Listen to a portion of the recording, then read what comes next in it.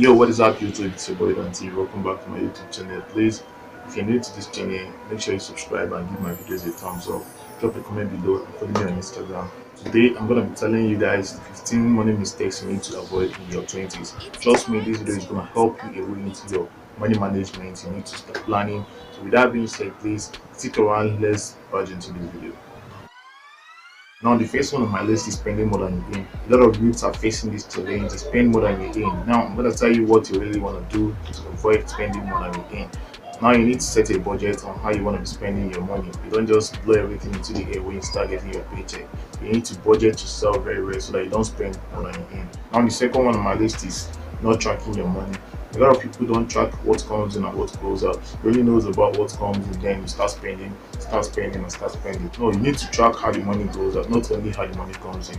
So the best way to do this is to set a budget as well to help you go a long way in doing this. The third one on my list is not setting financial goals. This is a very big challenge for me. It's not setting financial goals. Now, how do you achieve this? You need to set a purpose of making this money, not just going to the money making industry and start making the money. The best way to build this mentality is to ask yourself, why am I making this money? Is it to buy a car at 21, buy a car at 25? Is it to build a house at 27, or is it to marry at 30? Just tell yourself the reason why you want to make this money. It will help you a long way to start saving this money or start setting a financial goal. The first one on my list is living off credit card. I know this might sound somehow, but let me tell you the reason. Living off credit card. Now, there is this philosophy that goes that when you spend in cash, like when you want to buy something now and give the person the money in cash, it sends a signal to your brain that, hey, you're spending something, you're spending your hard-earned money, something is leaving you. It gives you that mentality to always manage your money. But when you use that credit card to swipe it up, it won't send any signal to your brain that, hey, bro, spending a lot of money on this, so you need to be very careful. But when you spend it in cash, it sends a signal telling you, hey, nigga, you need to manage your money very well. The fifth one on my list is not having emergency fund. I know we all don't pray for any emergency, but hey, this is life. You need to plan ahead. So you need to set up emergency fund. A lot of people live from paycheck to paycheck because they don't have emergency fund. Just imagine going back from work and you're involved in a fatal accident. God forbid, you're not praying for that.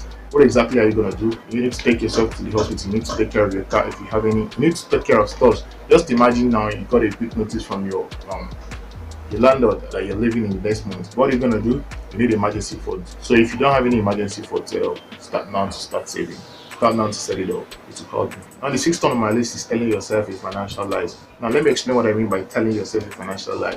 All right, let's say now you have 100,000 naira in your account and your friends are flexing a maybe 5,000 naira shoes on just to look fly. Now, as a financialist, you don't want to spend that kind of money in shoes and pounds and stuff like that. So, what you're gonna do is this: you need to tell yourself some financial lies. Start telling your brain, hey, nigga, I don't have this money to spend. Just lie to you so that you don't have the money. Meanwhile, you have the money in your bank to help you. Now, the seventh one on my list is not taking advantage of free time. This might only apply to people in school, but it applies to everybody. No matter what you do, you have a free time. I'm going to use myself as an example. When I was in school, I used to have my free time mostly during weekends. Now, what do I have to do? I need to involve myself in extra work just to earn extra cash. If you don't want to make this mistake of depending on your stipend that your parents gives you, make use of the extra time to make extra money to help you. The number 8 on my list is not setting a retirement fund. I know this might sound crazy for people in their early 20s or something like that, but you start now to start setting up your retirement fund. Let's say you start saving 1,000 naira every week.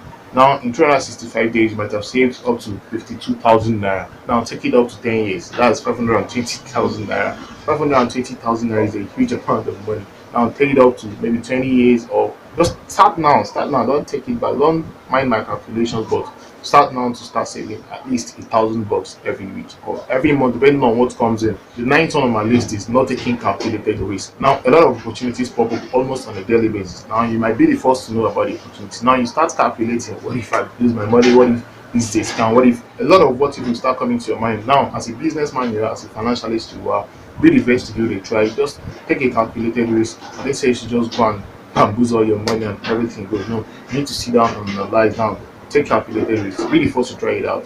That's business. Business is about risk. The 10th one on my list is allowing college expenses to balloon. If you go to universities and colleges, there are a lot of lifestyles there, so you might want to live up to expectation by buying all those expensive wristwatches, expensive shoes, expensive phones, iPhones, latest. All those things are just bullshit. Trust me, all those things doesn't make any sense to me. I mean, you need to just tell yourself some lies as well that, hey nigga, I don't have this money. Let me just leave them. They don't make any sense. So don't allow all those college stuffs to balloon your money. Number 11 I want to talk about is careless spending. Now I used to tell my friends something. What's the point going to a restaurant where you can actually use the money and buy some food stuff and cook? On a good day, you can go to the restaurant and eat. I'm not saying that it's not good to know. Always, once in a while, you can go to a restaurant and live that expensive life. But what's the point going there every day where you can actually use the money, buy food stuff and cook?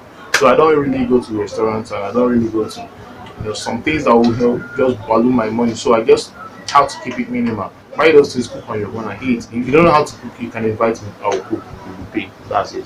Number 12 on my list is not discussing your finance with significant other. What do I mean by significant other? I mean the people you trust. Maybe your girlfriend, maybe your boyfriend, maybe your business partner, someone that you trust. Maybe by doing that, you can get advice from them. Two heads they say is better than one, so you need to always share. Don't always pile up everything in your brain, trying to think it out. At the end of the day, you might make one mistake or the other. So always try to confide in someone you trust. Now, the next one on my list is don't go into debt because of wedding.